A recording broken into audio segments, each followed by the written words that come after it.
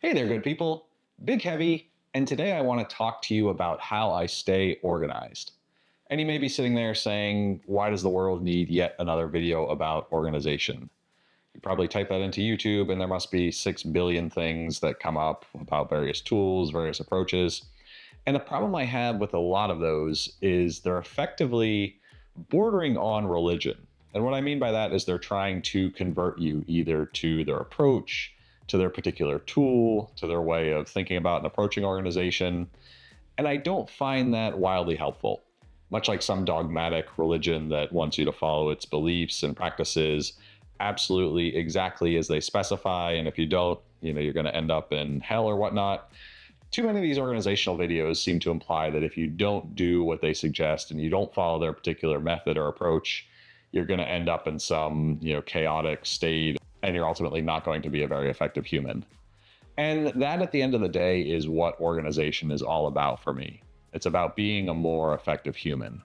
And your goals may differ a little bit, but my definition in this context of being an effective human is essentially two things. Number one, I want to, for lack of a better phrase, keep my shit together. Life is chaotic. I've got a lot going on, as I'm sure you do. I've got a family, I've got a complicated job, I've got this little YouTube thing I do primarily for fun.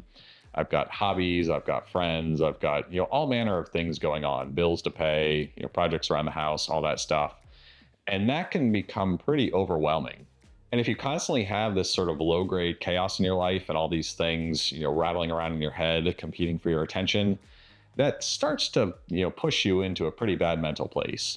And I think a lot of the stuff that's going on today with the mental health crisis and all that, at least some percentage is due to people that have this feeling that their life is out of control, things aren't organized, the world kind of pushes them around and they're this little pinball getting randomly batted around with no control over that.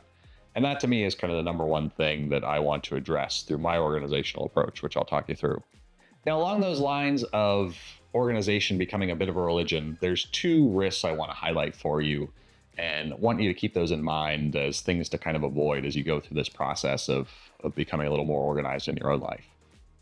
The first is an assumption that organization is some kind of innate, magical gene that you're either born with or you're not born with. And I was decidedly in that latter category. And I think, part of it was all the way back to elementary school. I was the kid that had a little too much energy, didn't have, as much focus as maybe I should have. And I wouldn't get my homework done. I'd forget things, all the stuff that's kind of typical elementary school male behavior. And the teachers would tell my parents, oh, he's disorganized. He needs to get his stuff together, all this. And I'd look around and, I'd see the teacher's pet next to me with his or her little spiral notebook, diligently writing down every assignment. And that person would turn everything in on time and get the gold star and all that stuff.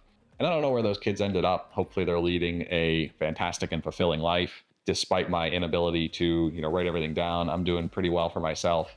And I think part of it is because of the realization that this is not something that you're born with. And if you don't have the magic, organization gene, you're sort of sentenced to a life of chaos.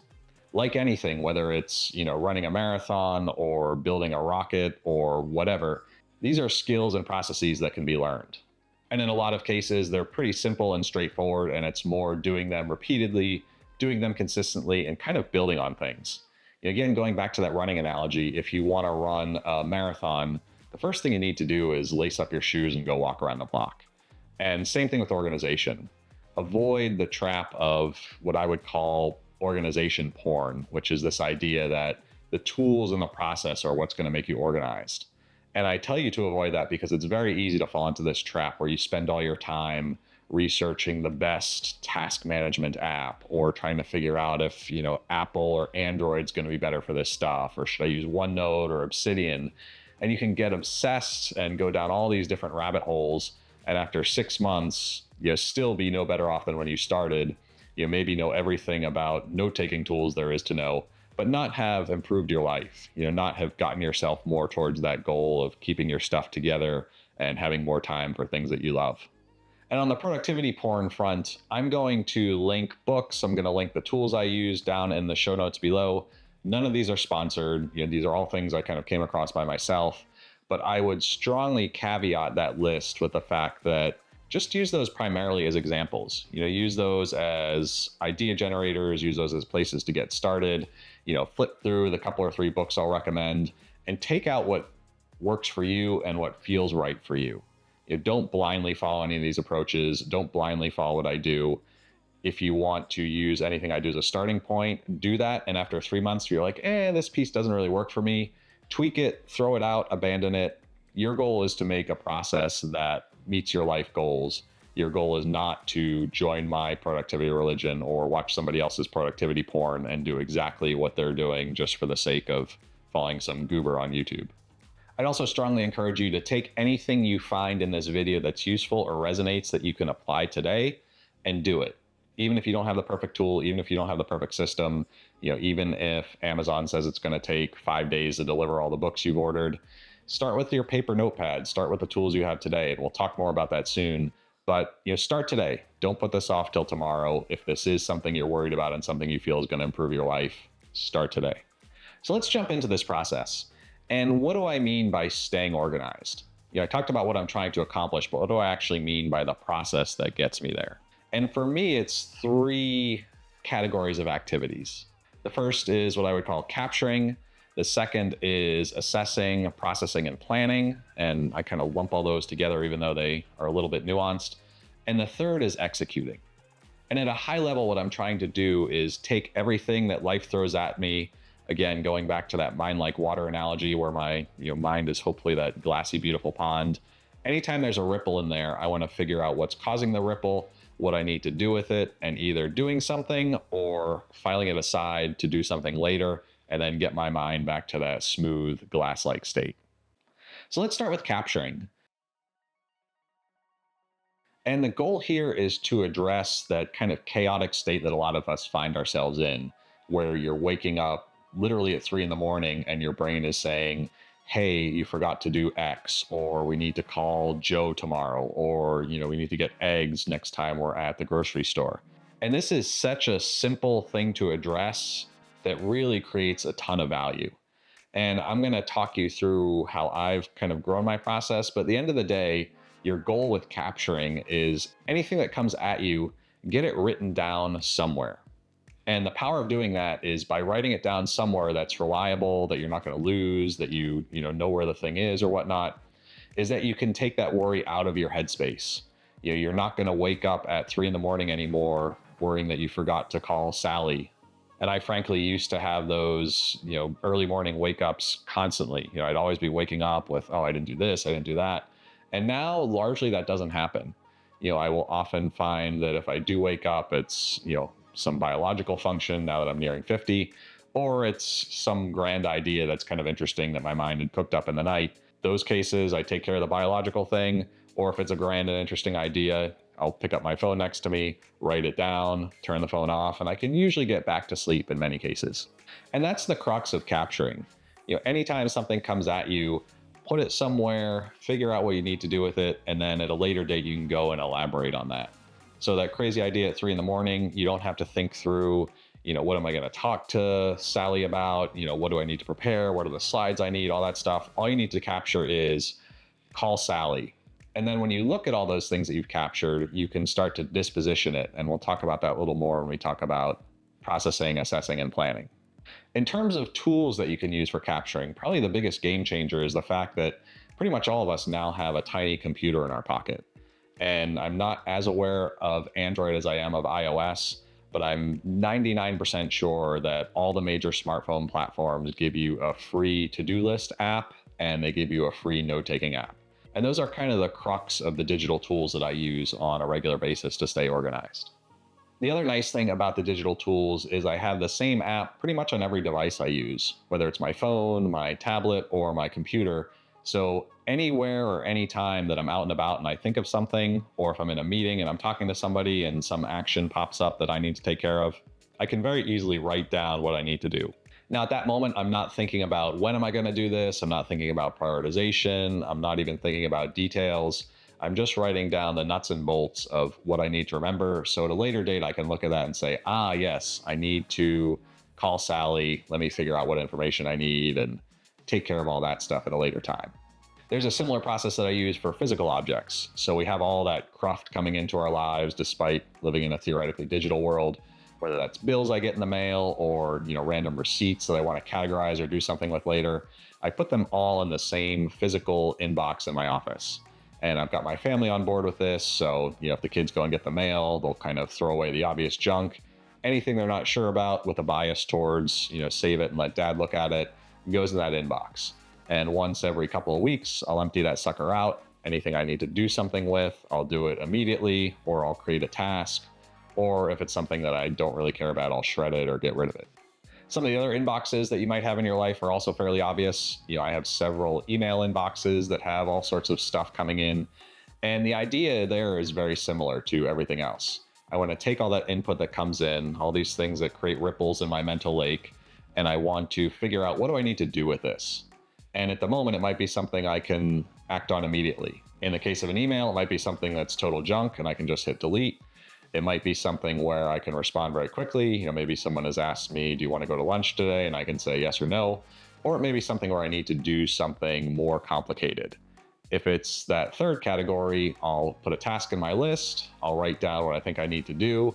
If I've got the time, I'll kind of categorize it, put a date against it and all that stuff. If I don't, I'll just kind of note down what I need to do. I might copy some text from the email. And then if I need that email for reference, I'll put it in a different folder. If I don't need it for reference anymore, I'll just delete it. And now that thing is out of my headspace and I know what I need to do. I've created some prompt for later follow-up and I've managed to clear my head and keep it open for the next thing that comes in. And I'll use this same process, whether it's something tiny, if it's, I need to go get eggs next time at the grocery store, I'll put that down in my task list. I use some basic categorization that I'll talk about a little bit more, but in that case, I might tag it as an errand. And I'll do the same process, if my wife and I are talking about we want to redo the kitchen at some point in the next 3 years. I'll capture that, I'll put it in there, and I'm gonna do something with it later. Now, the apps and technologies that I use, again, all linked below. I use an application called Todoist on all my devices for managing my tasks. I use another application called Obsidian for keeping notes related to tasks. This is for anything that's bigger than I can fit in the notes in an individual task or something I kind of want to keep longer term. I will warn you, Obsidian has a very high learning curve. So, start with a paper notebook, start with OneNote, start with whatever comes with your digital tool of choice that's free to get started. And another trick that's worked really well for me is I've set up all sorts of voice assistants around my house and my office, in the car. So if something does pop into my head, I don't even need to pull out my phone. I can summon the assistant that comes on Apple or the one that comes on Amazon, which will go unnamed, so I don't have things beeping and blooping during this video. But I can just shout out, add a task, and within a few minutes it appears on my task list and I can go do something with it later. So, sometimes I'll have those shower thoughts that everyone talks about, or, I'll be running out the door and think of something else I need to do. I can just bark that out. A device somewhere picks it up and it shows up in my inbox in Todoist, which is where I put everything that I haven't really thought through or categorized or acted upon in some manner. So that's capture. And this is, again, something that you can start today. Whenever you have that little random thought of, I need to do whatever, write it down in a notepad, fire up that to-do list app that came with your phone, plop it in there. You don't need to create elaborate categories. You don't need to put due dates or do a whole bunch of stuff with it. Just get in that habit of, as soon as you hear something, write it down. And I think you'll find that starts to clear up your headspace quite a bit. And it's such a simple thing to do and such a powerful and impactful thing in terms of keeping your life organized and reducing that feeling of all the things rattling around in your brain that you're worried about missing or forgetting or whatnot. So the next step is what I would call PAP, and that's processing, assessing, and planning. Now, once you've got all that stuff gathered and in one of a couple or three different places, you can do one of three things with it. The first is you can act on that right away. And this is generally things that'll take, a couple or 3 minutes. So maybe I captured a task to email somebody about, having dinner in a week. I can bang out that email in 90 seconds. So I go ahead and do that. I check that thing off and it's out of my life and done. The second fairly straightforward outcome with one of those items in your inbox is it might be something that's no longer relevant. Maybe that brilliant 3 a.m. thought is a little less brilliant than you thought. You take 20 seconds and reflect on it, and you can just go ahead and delete it. Maybe there's some item you captured and it already got done. Maybe you wrote down you need to buy milk and your wife picked it up already. You can knock that off the list. And I usually delete those since I like to keep track of what I did versus, what I just sort of ignored. So maybe you want to check those off. Maybe you want to delete them, whatever. But the goal is essentially that's no longer in your life. Get rid of it.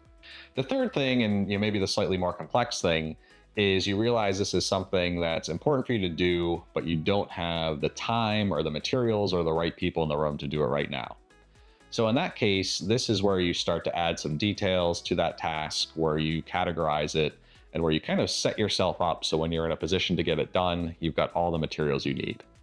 So at a basic level, I might take one of those tasks from my inbox. I might change the description or the wording a little bit so it's a little more clear what I need to do. I might add some notes to that task. Maybe there's an email I want to reference, and I'll just put in the task notes, reference the email from Joe from Tuesday of last week or whatnot. And if that's kind of the end of it, if it's something that's sort of a discrete activity, I'll pick a day where I think I'm going to do that and kind of put that on my calendar as an activity that I'm going to pick up and focus on at some point in the future. I don't get super religious about due dates. Generally, I tend to overplan my days. And I'll end up, with 15 things on my to-do list in the morning. I'll finish the day with 7 on there, and I'm pretty happy about that. And I'll, reschedule those 7 the next morning. The other outcome for those tasks that you can't do right that minute, or that you're not able to delete kind of right out of the gate, is it may be something that's large and complex and more of a project than just some discrete activity that you can do. In that case, if I only have a couple of minutes, I might change that task to a project category. And I'll add a new task that says, plan out the project to remodel the kitchen. If I'm feeling super saucy and I have 5 to 10 minutes available, I might think through, what are the first 3 or 4 things I want to do for that project, and I'll start to add those to my task list. And there's a whole bunch of ways you can categorize projects and different tools you can use to manage them. I just use Todoist. I create some subtasks and create a category for that project. I don't want to dive too deep in that. But I do want to drive home that distinction that there's things that are discrete activities that you can kind of do in one sitting. And then there's things that are projects that are going to take multiple activities, usually take a little bit longer to successfully execute. And those are things where you need to devote some time to planning. And in particular, what you want to focus on your plan is what's the thing I need to do next to keep this moving forward. It's easy to let those projects become some massive daunting thing that you just kind of leave in a dusty corner of your task list and that you never take any action on. And that again starts to disrupt that mind like water. You're going to start to get some waves in your nice calm pond if you let that happen. So what you always want to be doing with those big project-like activities is saying, what's the next thing I can do to move this forward? And at the start of one of those, it may be as simple as the next thing I can do is just write a note that I need to think about this and do some planning on this. It might be I need to pull some notes together or do some research. It might be I need to talk to somebody either at work or in my personal life. But if you can take that next little bite-sized chunk that you can go and do in, an hour or less or in, a day or less, in kind of one sitting, and get that in your list, put a date against it, put some thought into that. That's how you keep those big projects moving forward. And I think that's how you start to meet some of those big life goals. And again, maybe you have something that you've thrown in your inbox on, you want to run a marathon, or you want to get started on YouTube or whatever that is. And it's huge, it's audacious, it's complicated. It might take you years to check off that ultimate goal on your task list. But what you can do is figure out, what do I need to do tomorrow that starts to move this forward? If you're going to run that marathon, it might be, lace up your shoes and go walk around the block. If you're going to start doing YouTube stuff, it might be, sit in front of your phone for 10 minutes and record something and send it to 3 friends and see what they think. But ultimately, that processing, assessing, and planning activities goal is to figure out how you are constantly moving forward, how you're taking those items that you have hanging out there that you've now successfully captured and gotten out of the mental noise and advancing those along towards completion. And by focusing on constantly asking yourself what's next, that lets you take small steps. That also lets you occasionally revisit some of those projects. There may be projects where you got halfway through and the next step is, hey, this is no longer relevant. I may have put 100 hours into this, but it's no longer going to get some work-related outcome or improve my life. I can go ahead and archive this, take it off my plate. Or it may be, hey, I thought this project was super important. I've put a lot of effort into it, but I've got other things going on that are more important. I'm going to put this one to the side for now. And it's absolutely okay with both tasks and with projects to put them in a bucket where maybe I want to do these someday. This is not something that's relevant now. I don't want to delete it and expunge it from my life, but I can put things in this kind of hopper that I can review quarterly, monthly, whatever, and ask myself, do I want to do something related to this, or just let it kind of hang out in this place where I know it's safe. I know it's still on my radar somewhere. I know I'm not going to forget it, but it's not something I need to worry about in the moment. Now, in terms of the actual activities I do related to this planning, assessing, and processing, there's a bunch of routines I've built into my life to kind of incorporate this process. Probably the most basic is most days I'll try and wake up in the morning. I like to sit down ideally at my laptop or desktop where I've got a big screen, but I can also do this on my phone. And I'll look at my calendar for that day and I'll look at my task list. And I'll start by going into that inbox section of my task list. Again, these are all the things I've kind of captured in the heat of the moment. Anything that's in there, I'll add some detail. I'll try and categorize it. I'll try and pick a date where I think maybe I want to focus on this activity and clear out that inbox first of all. Then I'll switch over and I have a view in my to-do application where I can kind of see all the tasks for that day and then the next couple, 3 days. And I'll open that up next to my calendar. And I'll either look at the day or the week and think through, what are my meetings I have today? I'll consider blocking out time if I need to set aside some focus time to get something done from my task list. I might move some tasks around. I might bring things forward to that day. I might move stuff to another day. I might take all the things that I didn't get done yesterday and kind of move those around a little bit. And my goal is to kind of have a rough plan for that day, both in terms of here's all the activities I have scheduled, and I might add tasks to get prepared for those activities. And in terms of here's all the things I want to do, maybe I need to block some time out to actually get those things done. So your calendar and your task list kind of have this symbiosis and work together on that front. I don't go down to the point of scheduling individual tasks on my calendar. Some people like that approach where they'll take a particular task and block out an amount of time to do that on the calendar. What I will generally do is I'll block some focus time, and it might be kind of context specific focus time. So maybe I have 50 emails to catch up on. So I'll block out some email time, and I might categorize the 5 or 10 tasks I have related to sending those emails so I can go and quickly pull those up. I talked about how I categorize errands specifically. So if I'm hopping in the car, I can pull up that list really quick and see if there's multiple things I can do during one outing. And sometimes I'll categorize things like phone calls. So if I'm kind of in the groove and I'm jamming out on the phone, talking to people I need to talk to, I can pull up a list and knock out all those in one session. You can get a little persnickety here, and for some people that's great and that's super helpful. For others, it's not as helpful. So kind of experiment a little bit here and do the bare minimum that you need to accomplish those life goals versus creating a super elaborate category system that doesn't actually help you. Now, once I have that done, I might do a quick skim of my email inbox, see if there's anything in there that is relevant to a task I've got to do, or that might trigger the addition or deletion of a task that's on there. And now I'm ready to kind of start jamming out on the things I need to get done. I'll usually limit the list of things for that day to 10-ish items, seems to be kind of where I like to go. And what's nice is when you're done with a call, or you kind of find yourself with maybe something got canceled and you have that like half-hour block of time where normally you'd be sort of scraping around in your files or your brain or your inbox or whatever, or you'd kind of do busy work and sort of scroll through your inbox. You can go and look at that nicely organized list and say, I've got to start working on that presentation for whatever. You can open that up, you have all the stuff you need, and you can get it done in a focused and thoughtful manner. Now, that daily process might sound a little bit elaborate, but once you kind of get into the groove, for me, it's 3 to maybe 10, 12 minutes each morning. And it just sets the stage for the rest of the day. I feel like I've got a handle on everything that's going on. I feel like I'm aware of what's going on during the day. I've got that nice, calm pond in my brain. And yes, there's going to be rocks thrown at me during the day. But by starting off at that baseline of, mind like water, now I've got the focus I need to deal with those rocks, and I've got the systems and tools I need to quickly take those in and say, all right, someone threw me this big rock. Do I need to move something else? Do I push something out a day? Do I say to that person, hey, I'm glad you threw a rock at me, but here's all the other rocks I have. tell me which one to take off my list, or I'm going to throw this back at you. So these conversations you'll have with your boss on, what are my priorities? I'm overloaded with work.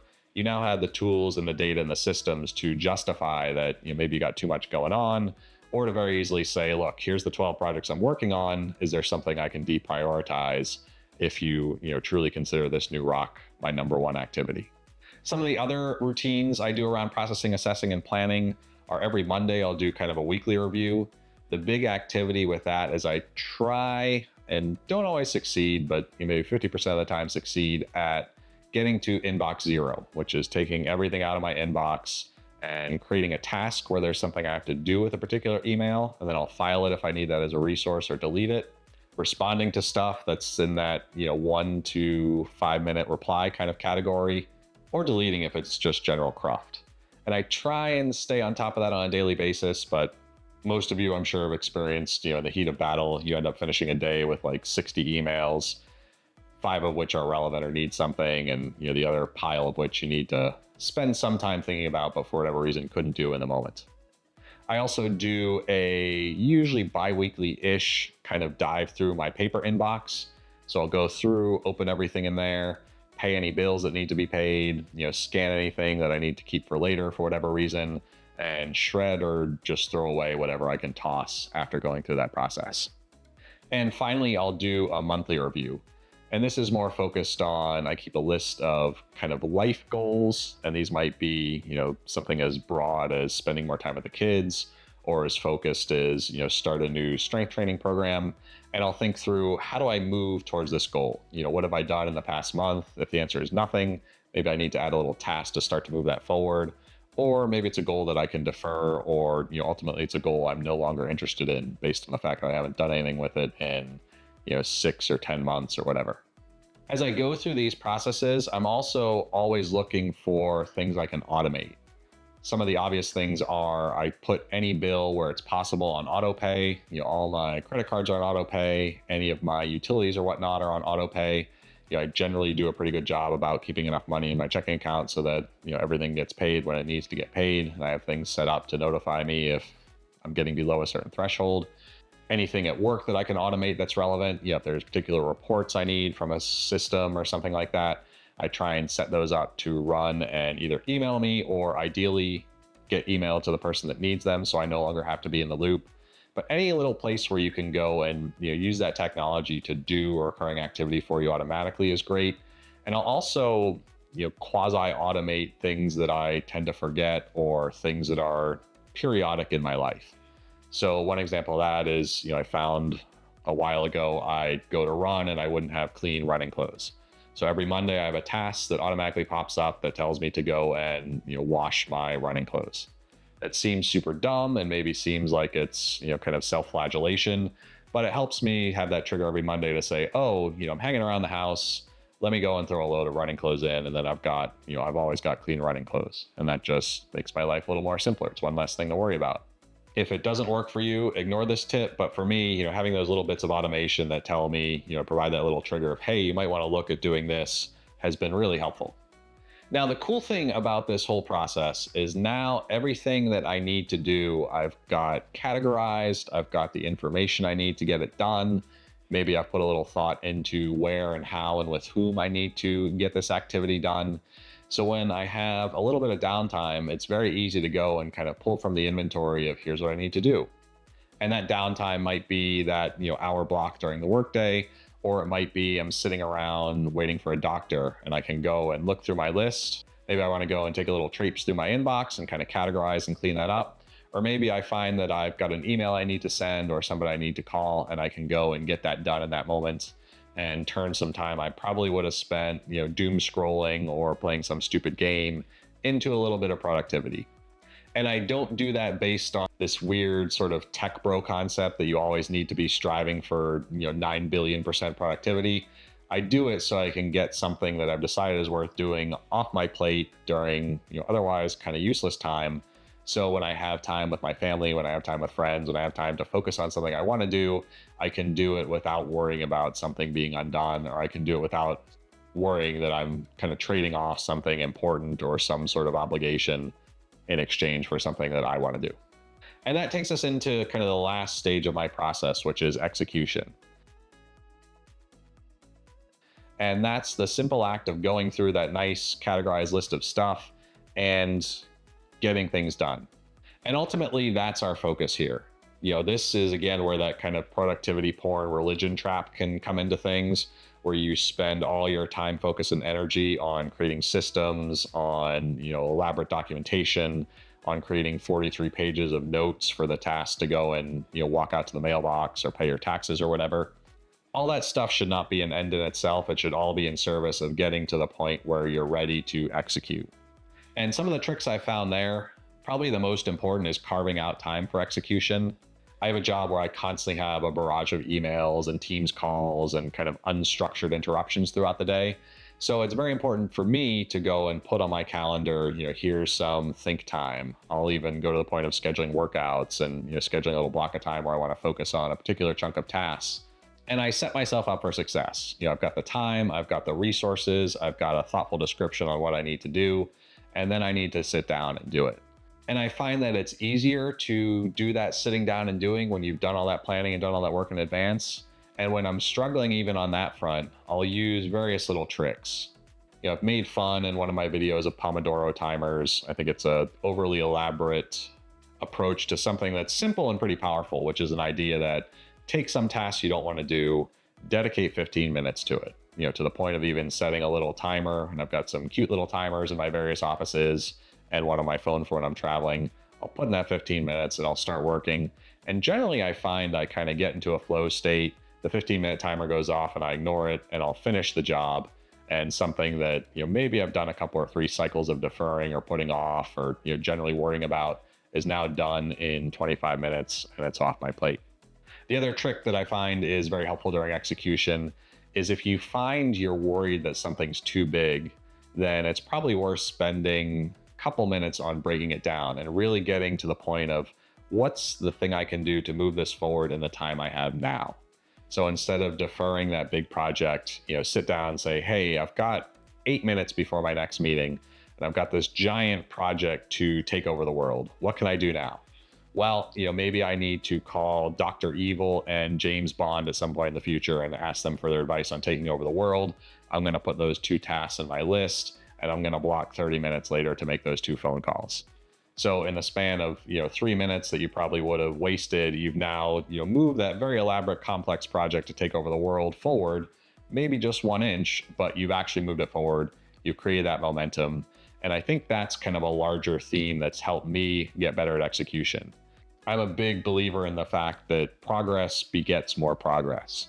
And, the whole idea of, rolling the snowball down the hill, start with a little snowball, you end up with a massive boulder at the end of the thing. The more you can get those projects moving, even if it's just the tiniest amount forward, you're going to create that momentum in your task list and kind of in getting things done.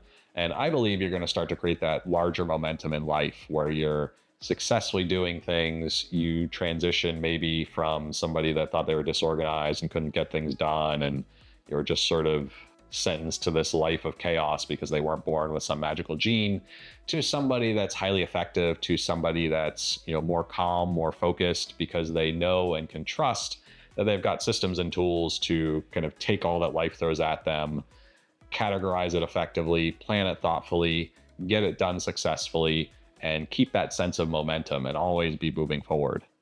So with that in mind, hopefully you found this helpful. And again, I'm not trying to convert you to my religion.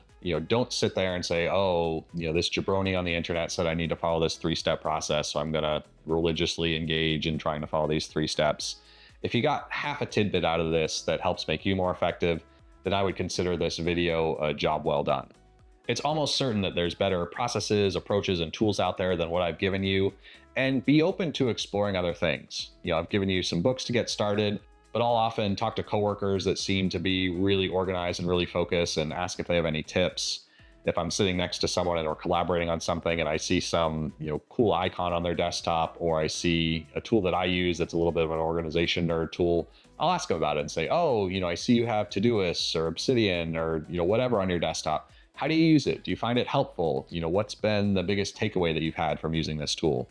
And I'll, occasionally watch those guru videos on YouTube with that mindset of, what are the couple or three tidbits that I can take out of here and incorporate into my process versus, I'm going to constantly focus on my process and my tools and maybe get lost in the fact that I'm ultimately doing these in service of that larger goal, which is to keep my shit together and have more time for doing things that I like. And that said, if you find none of this is helpful, if you invest some time in trying some of these tools and they don't meet your goals for life, it's okay to abandon them. It's okay not to have a task list and not to have all these organizational structures and do all this nonsense if that doesn't enrich your life and help you get the things done and help you live the life that you ultimately want to live. Now, with all that said, I'm going to adjourn to my office and check off the to-do item that I had on filming an amazing organizational video that compels you to great things and to living your best life. I'd ask you to add a task to your emerging list on liking and subscribing. And obviously, that's something you can check off pretty quickly by mashing the various buttons down below. And furthermore, add some overarching goal to use tools like this to accomplish your own goals, to make your life more effective, to have more time for the things, the people, and the activities that you love. Hopefully that brings you joy and peace. I will wish you the same. And this is the Big Heavy signing off. Peace.